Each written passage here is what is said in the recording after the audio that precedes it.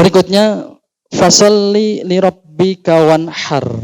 Salatlah kepada Tuhanmu wanhar dan berkorbanlah. Ini apa? Setelah kita dikasih banyak, setelah Allah memberikan suatu yang banyak kepada Nabi Muhammad. Ketika kita, andaikan kita juga ini dapat suatu yang banyak, apa yang kita lakukan? Kita bersyukur kepada yang memberi. Kita bersyukur kepada yang memberi. Nah, fasal di salatlah ini menunjukkan cara di antara cara bersyukur itu atas nikmat Allah ini dengan salat. Karena nikmat ini biasanya terangkumnya dalam dua. Kalau enggak nikmat badan ya nikmat harta. Dan salat ini termasuk paling agungnya cara untuk bersyukur atas nikmat badan kita. Nikmat badan kita. Kita bisa melihat, kita bisa merasakan, kita bisa mendengar. Itu adalah kenikmatan badan. Dan bentuk syukur kita adalah fasalli li rabbik. Bentuknya adalah dengan salat. Makanya Nabi SAW pernah ketika malam itu kan sampai salat, sampai kakinya itu bengkak-bengkak. Bahkan kata Siti Aisyah, ketika melihat ruku dikira lupa, ini apa lupa ya? Kok enggak berdiri? Ketika sujud, apa ini lupa juga ya? Kok enggak berdiri dari sujud juga? Ternyata saking lamanya Nabi itu ruku, saking lamanya Nabi itu sujud. Ketika malam menangis, Siti Aisyah nanya, bukankah engkau ini udah diampuni semua dosamu, baik yang lampau dan yang akan datang? Kata Nabi, afala akuna abdan syakuran, apakah aku ini enggak boleh menjadi hamba yang bersyukur? Itu Nabi bersyukurnya dengan salat. Bersyukurnya dengan salat.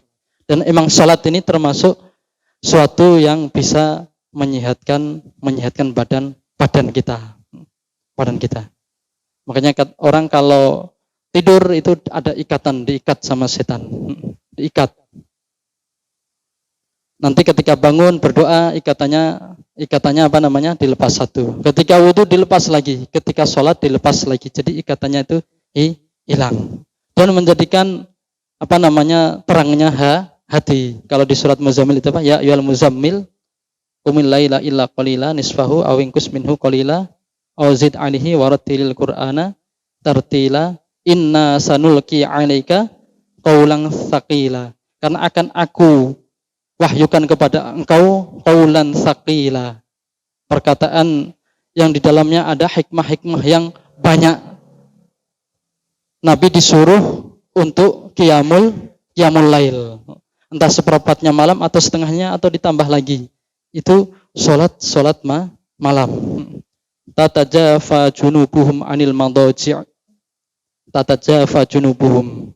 Sebelah kanannya gini jauh dari tempat tidur, maksudnya enggak tidur gitu. Anil madaji' dari tempat pembaringan. Suruh salat. Itu bentuk syukur atas nikmat Allah terhadap kesehatan yang Allah berikan di badan kita. Di antara wujud syukurnya adalah dengan salat.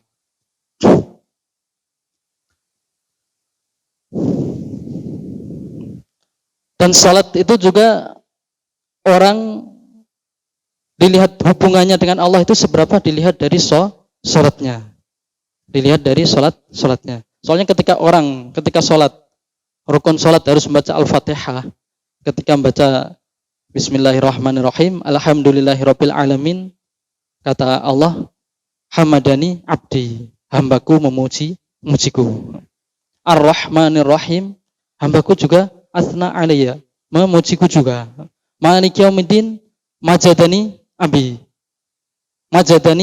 abdi, hambaku mengagungkanku. Iyyaka na'budu wa iyyaka nasta'in. Hanya kepada engkau kami menyembah dan hanya kepada engkau kami minta pertolongan. Kata Allah, hadza baina li wa abdi wa li abdi masa'al. Ini urusan aku dengan hambaku, dan bagi hambaku apa yang diminta. Iyyaka na'budu wa iyyaka nasta'in. Ihdinas siratal mustaqim. Tunjukkan kepadaku jalan yang lurus. Hadza li abdi. Ini untuk hambaku. Wali abdi masa'al. Dan untuk hambaku apa yang diminta. Jadi ada hubungan kita komunikasi, interaksi kepada Allah itu ketika sholat. Makanya orang dilihat sampai seberapa hubungan dekatnya kepada Allah dilihat dari sholatnya. Apalagi di dalam sholat ada ihdinas siratal mustaqim. Tunjukkan kepada kami. Itu apa? Hidayah, petunjuk. Nikmat paling agung itu adalah petunjuk. Nikmat paling agung. Ihdinas siratal mustaqim. Yasrah sadrahu lil Islam. Petunjuk juga. Watnam tu nikmati alaikum. Aku sempurnakan nikmatku. Itu juga maksudnya agama Islam. Petunjuk maksudnya petunjuk itu berupa agama. Agama Islam itu nikmat yang paling besar. Andaikan digambarkan nikmat hidayah itu nilainya 1, terus setelahnya apa nikmat yang gede setelah Islam gitu? Ya, nikmat Islam iman 1 lah. Terus apa? Ya, hidayah itu sama. Islam, iman, hidayah itu maksudnya 1. Yang kedua sehatnya badan. Itu nilainya 0. 1 tambah 0 10. Terus apa lagi? Setelah sehat baru harta kan gitu. Harta tambah lagi 0. Berarti 100. Kalau nikmatnya hilang tadi kesehatan badan, harta tadi diambil 0 masih 1. Tapi kalau yang hidayahnya tadi yang diambil mau 0-nya 4 atau 5 ya tetap 0. Enggak berarti. Yang pertama adalah nikmat hidayah. Mungkin nikmat hidayah itu nikmat yang sangat agung. Itulah hubungan kita dengan Allah itu melalui salat. Fasalli lirabbika wanhar. Terus fasalli lirabbika. Itu menunjukkan salatlah engkau kepada Tuhanmu. Apa emang ada salat yang dilakukan enggak untuk Tuhanmu? Ada salatnya orang munafik. Ketika mereka salatnya pengen dilihat orang. Itu berarti bukan lirabbika.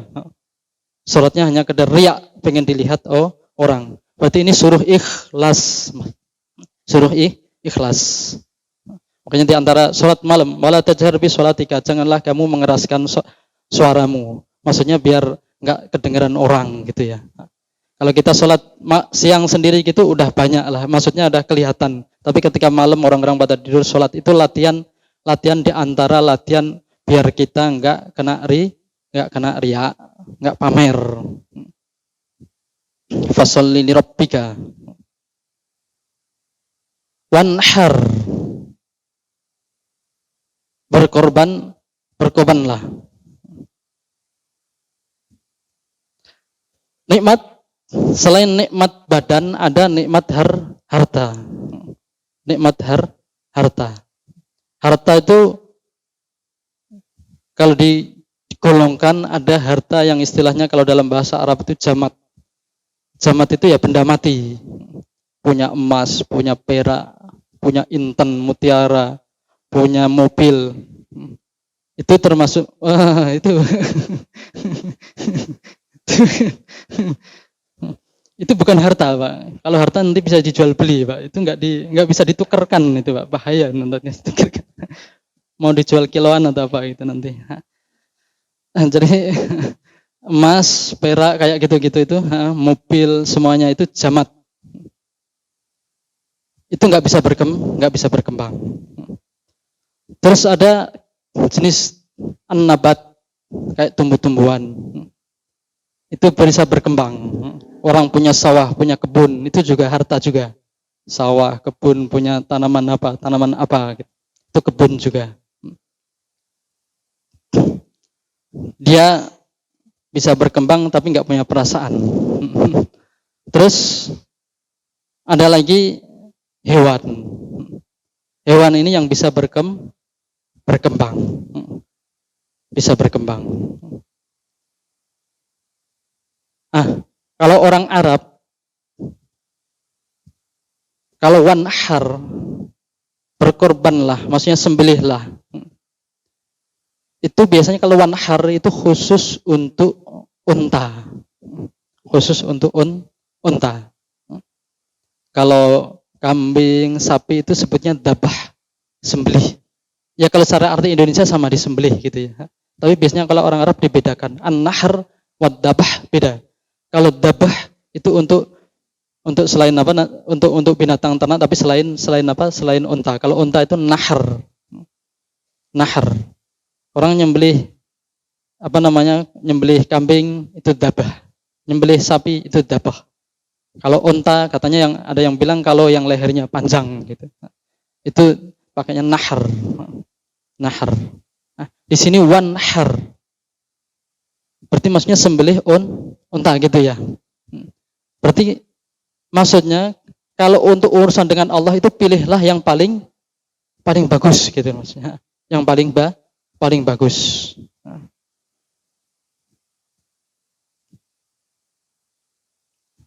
Terus ulama berbeda pendapat juga. Sebenarnya lebih mulia mana sih menyembelih dengan apa menyembelih hewan yang lain dengan apa namanya dengan menyembelih unta. Soalnya dulu Nabi Ibrahim aja ketika disuruh menyembelih anaknya Ismail, akhirnya ketika udah sampai mau disembelih, Allah turunkan apa namanya kambing sebagai apa fidaan, sebagai apa? Sebagai tebusan. Nabi Ibrahim itu juga berkorban dengan kambing. Ini arafil manami anni adbahuka. Aku melihat di mimpi, aku menyembelih engkau wahai Ismail. Fangdur madza taro. Terus ketika udah mau sembelih, wafadainahu bidibhin azim. Kami ganti dengan sembelihan yang lebih gede. Tapi Nabi Muhammad dulu ketika haji itu juga pernah nyembelih apa namanya? Bukan kambing, unta. Bawa unta. Berapa kira-kira nyembelihnya, Pak? Berapa, Pak? Berapa?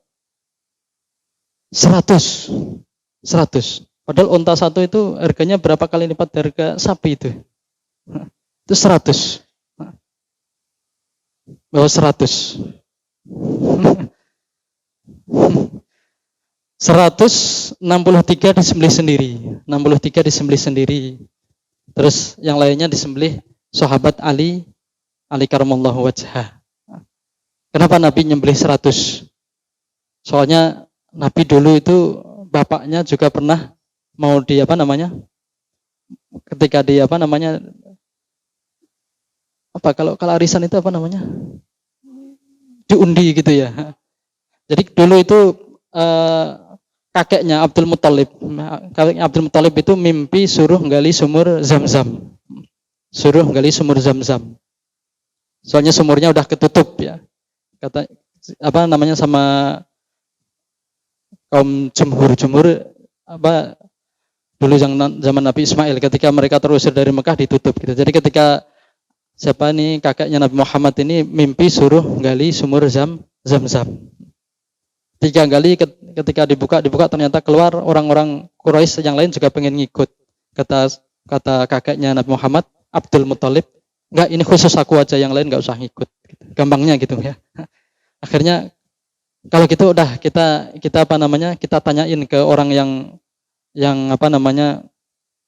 Ke orang yang adil yang bisa mutusin ini ke Syam sana. Ketika di perjalanan ternyata turun hujan. Ketika turun hujan, yang kena hujan itu cuma Abdul Muthalib. Padahal itu sama rombongan yang lain nggak kena hujan. Akhirnya mereka tahu, oh ini benar, berarti ini emang yang disuruh apa namanya ngurusin ini benar-benar Abdul Muthalib. Sampai Abdul Muthalib ini akhirnya bernazar, kalau aku punya anak 10, nanti akan salah satu akan aku korbankan untuk sumber Zam-Zam ini kan gitu. Akan aku korbankan. Sebenarnya dilarang sama orang-orang Quraisy, tapi udah dia kekeh nazar. Benar ketika anaknya genep 10 udah jadi nazarnya, akhirnya nama-namanya diundi. Nama-nama anaknya diundi. Ketika keluar namanya Abdullah. Padahal itu anak yang paling disenangi ini, Abdullah. Terus gimana ini? Keluar lagi Abdullah ini gimana nih? Akhirnya di apa namanya? Disaranin, udah tanyain lagi orang yang bisa apa mutusin begini. Oh kalau gitu nanti apa namanya kasih pilihan antara nama Abdullah ini dengan apa namanya? 10 unta. Ketika diundi lagi keluar nama Abdullah. Akhirnya ditebus dengan 10 unta. Enggak jadi Abdullah, enggak ada itu. Dikocok lagi, keluarnya Abdullah lagi, 10 lagi, 20 sampai genep tadi jadi 100 unta. Akhirnya yang keluar bukan nama Abdullah. Jadi akhirnya Abdul Muthalib tadi korban 100 unta sebagai tebusan Abdullah, bapaknya Nabi Muhammad tadi enggak jadi disembelih. Makanya kata Nabi Muhammad, anak ibnu dhabihain. Aku ini anak dua orang yang disembelih. Maksudnya Nabi Ismail sama Abdullah kan gitu. Jadi makanya Nabi ketika haji wada juga nyembelihnya 100 unta. 63 yang disembelih sendiri itu maksudnya umurnya Nabi 63 kan gitu, simbolnya gitu maksudnya. Simbolnya umurnya Nabi.